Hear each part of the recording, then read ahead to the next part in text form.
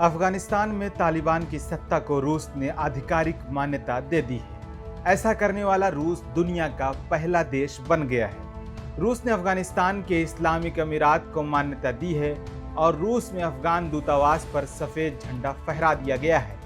ये घोषणा काबुल में अफगान विदेश मंत्री अमीर खान मुत्तकी और अफगानिस्तान में रूस के राजदूत के बीच हुई बैठक के बाद की गई। तालिबान सरकार ने रूस के इस कदम को बहादुरी भरा फैसला बताया है।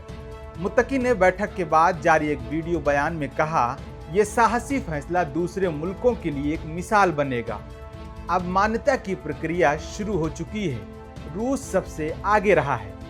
आपको बता दें कि तालिबान ने 15 अगस्त 2021 को काबुल के साथ ही पूरे अफगानिस्तान पर अपनी हुकूमत कायम कर ली थी। लेकिन अमेरिका और भारत समेत अब तक कई बड़े देशों ने तालिबान को अफगानिस्तान की सरकार के तौर पर मान्यता नहीं दी है। तालिबान के लोग हमेशा बताने की कोशिश करते हैं कि अल्लाह के सिवा कोई बड़ी ताकत नहीं है। एक सदी में ब्रिटेन, रूस और संयुक्त राज्य अमेरिका जैसे विश्व शक्तियों को हराकर अफगान लोगों ने यह बताने की कोशिश की है कि दुनिया की कोई भी ताकत या कथाकथित महाशक्ति अल्लाह की ताकत से बड़ी नहीं है। अल्लाह ही असल हाकिम है।